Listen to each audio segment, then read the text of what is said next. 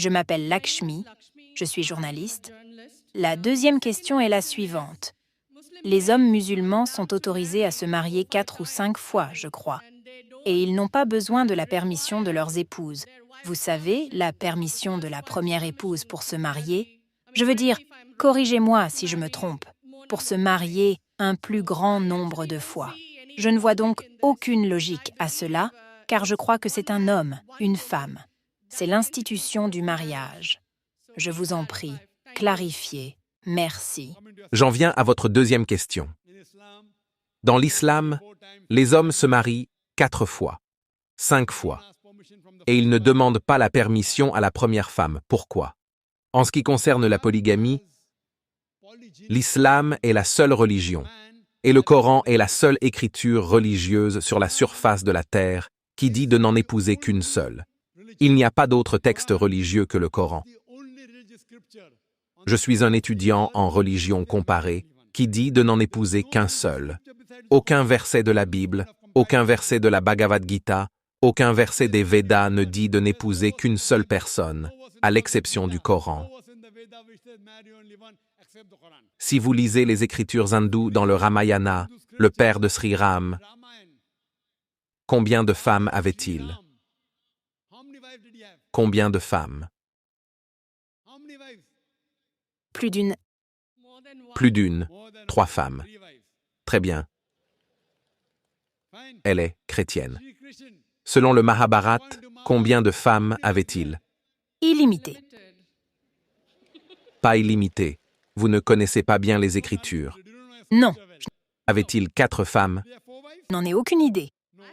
Pas 4, pas 100, pas 1000. 16 108 femmes. Combien de femmes a-t-il eu? 16 108. Alors pourquoi les musulmans ne peuvent-ils pas en avoir 4? Quel est le problème? Quand Krishna peut avoir 16 108 femmes, pourquoi ne pouvons-nous pas en avoir 4?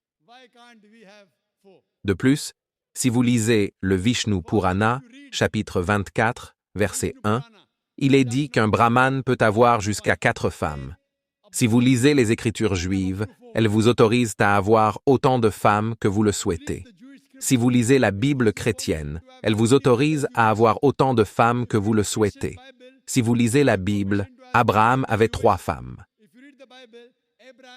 Salomon, combien de femmes avait-il? Il en avait 700. C'est plus tard que l'Église a interdit aux chrétiens de se marier avec une seule femme. Mais ce n'est pas ce que dit la Bible. C'est la communauté juive qui a épousé plus d'une femme. C'est en 1950 que le grand rabbin a fait passer un signoïde stipulant que les Juifs ne devaient se marier qu'avec une seule femme. C'est donc le rabbin, et non les Écritures juives, qui est en cause. Selon les Écritures hindoues, on peut épouser autant de personnes que l'on veut. C'est le gouvernement indien qui, en 1954, a adopté une loi appelée Hindu Special Marriage Act, loi spéciale sur le mariage hindou.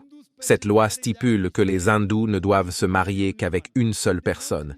Il ne s'agit pas des écritures religieuses, de la Bhagavad Gita, du Ramayana, du Mahabharat, des Védas, mais du code pénal indien. Le gouvernement indien a adopté en 1954 une loi stipulant que les hindous ne devaient se marier qu'avec une seule personne.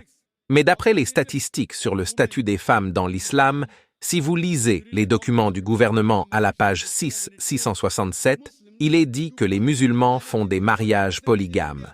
Vous savez quel est le pourcentage en Inde? 4,3%. Combien? En Inde, 4,3% des hommes musulmans font des mariages polygames. Les statistiques entre 1951 et 1961 pour les hindous, combien? 5,7% de plus que les musulmans en Inde.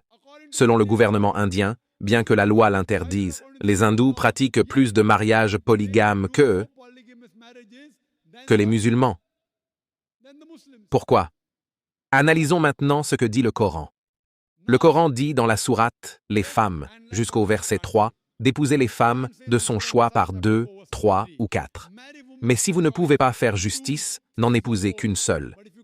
Cette affirmation « n'épouser qu'une seule personne » n'est donnée que dans le Coran et nulle part ailleurs dans les Écritures. Le Coran dit qu'il faut épouser les femmes de son choix par 2, 3 ou 4. Mais si vous ne pouvez pas faire justice, n'en épousez qu'une seule. Si vous voulez épouser plus d'une femme, l'un des critères du Coran est que vous fassiez preuve de justice. Si vous ne pouvez pas être juste, vous ne devez en épouser qu'une seule. Quelles sont les raisons logiques pour lesquelles l'islam a permis à certains hommes d'avoir plus d'une femme? De nombreux non-musulmans pensent qu'il est obligatoire pour un musulman d'avoir plus d'une femme, d'avoir plus d'une épouse. Ce n'est pas obligatoire. C'est facultatif. Ce n'est pas obligatoire. Combien d'hommes musulmans connaissez-vous qui ont plus d'une femme? Combien en connaissez-vous, ma sœur? Combien en connaissez-vous? Combien? Environ 3. En Inde, il y a plus de non-musulmans que de musulmans qui ont plus d'une femme. Comprenons maintenant quelle est la logique. Revenons à la logique. Par nature, si tu demandes à n'importe quel médecin, il te dira que les hommes et les femmes naissent en proportion égale. Les filles et les garçons naissent en proportion égale. Mais n'importe quel médecin, n'importe quel pédiatre, n'importe quel médecin pour enfants vous dira que le sexe féminin, l'enfant féminin, est plus fort que l'enfant masculin. C'est la raison pour laquelle il y a plus de décès chez les enfants de sexe masculin que chez les enfants de sexe féminin. Ainsi, à l'enfance, les enfants de sexe féminin sont beaucoup plus nombreux que les enfants de sexe masculin. Au fur et à mesure que la vie avance, des gens meurent à cause d'accidents, de l'alcoolisme ou de la guerre. Il y a plus de décès chez les hommes que chez les femmes. Aujourd'hui, si l'on analyse le monde, on constate qu'il y a plus de femmes que d'hommes. Il y a quelques pays du tiers-monde, comme l'Inde, où la population masculine est supérieure à la population féminine. Et savez-vous pourquoi? C'est à cause du féticide et de l'infanticide féminin. Selon un article, une émission diffusée sur la BBC sous le nom de Let Her Die, l'émission de la mission, il y avait une journaliste britannique du nom d'Emily Buchanan. Elle se rend en Inde et affirme que chaque année, plus d'1 million de fœtus sont avortés après avoir été identifiés comme étant de sexe féminin. Elle dit qu'il y en a plus de 3000 par jour. On multiplie par plus d'1 million chaque année. Selon le rapport de l'hôpital gouvernemental de Tamil Nadu, elle donne les statistiques suivantes. Sur 10 femmes nées vivantes. Savez-vous combien d'entre elles sont mises à mort? 4.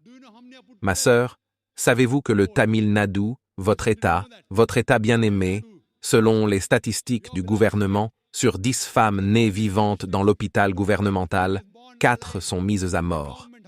Il y a des panneaux d'affichage au Rajasthan et ici qui disent que si l'on dépense 500 roupies, on économise 500 000 roupies. Vous savez ce que cela signifie?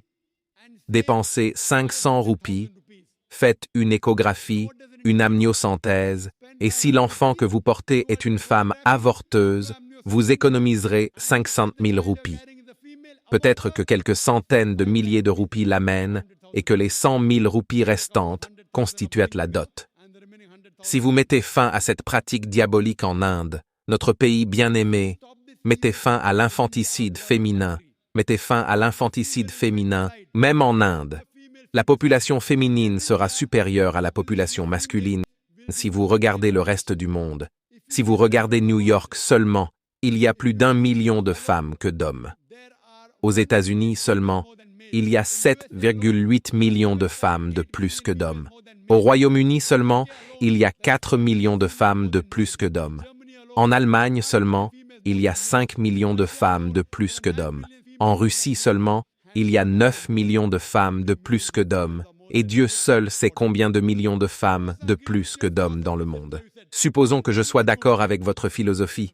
Vous avez dit un homme, une femme. Si je suis d'accord avec votre sœur, avec votre philosophie, un homme, une femme, et supposons que ma sœur se trouve être en Amérique ou que votre sœur se trouve vivre en Amérique, et supposons que le marché soit saturé, un homme, une femme, et qu'il y ait 7,8 millions de femmes qui ne trouveront pas de partenaire pour la vie, un homme, une femme. Vous dites, Dr Zakir Naik, propriété publique? Un mot si dur, ma sœur. c'est le mot le plus sophistiqué que je puisse utiliser. Je ne peux pas utiliser le mot le plus sophistiqué que propriété publique selon les types d'Amérique. Savez-vous qu'en moyenne, un homme, avant de s'installer avec une femme, a 8 partenaires sexuels différentes? Certains peuvent avoir 1, certains peuvent avoir 10, certains peuvent avoir 28 partenaires sexuels avant de s'installer avec une seule. Donc la seule option qui reste, c'est que si ma sœur vit en Amérique, ou si votre sœur vit en Amérique, et que l'option lui est donnée, et que le marché est saturé, tous les hommes ont trouvé une femme pour eux. Et malheureusement, ma sœur ou si votre sœur vit en Amérique, vous êtes l'une de ces femmes. Vous, une des femmes qui n'a pas trouvé de partenaire de vie. La seule option qui s'offre à elle est d'épouser un homme qui a déjà une femme ou de devenir une propriété publique. Toute femme modeste opterait pour la première solution. Ma sœur, que choisirais-tu pour ta sœur? Épouser un homme qui a déjà une femme ou devenir une propriété publique? Ma sœur est trop jeune pour se marier. Quand elle sera grande et si elle va en Amérique ou si vous êtes en Amérique? C'est à elle de choisir.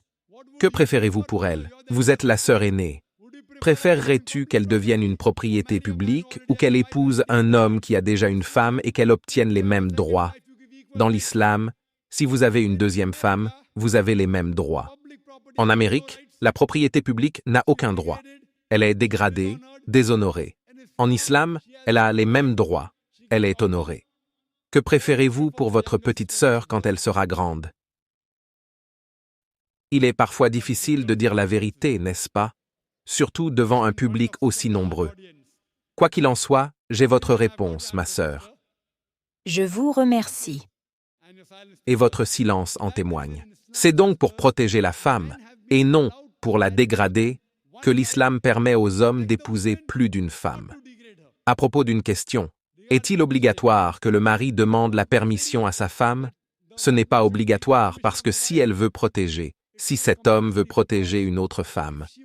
Une femme normale, je suis d'accord avec vous, aucune femme dans des circonstances normales n'aimerait partager son mari. Il faut être d'accord. C'est la nature humaine. Mais si la femme est une bonne musulmane, ce qu'elle dit, c'est de laisser une petite perte se produire pour éviter une grande perte.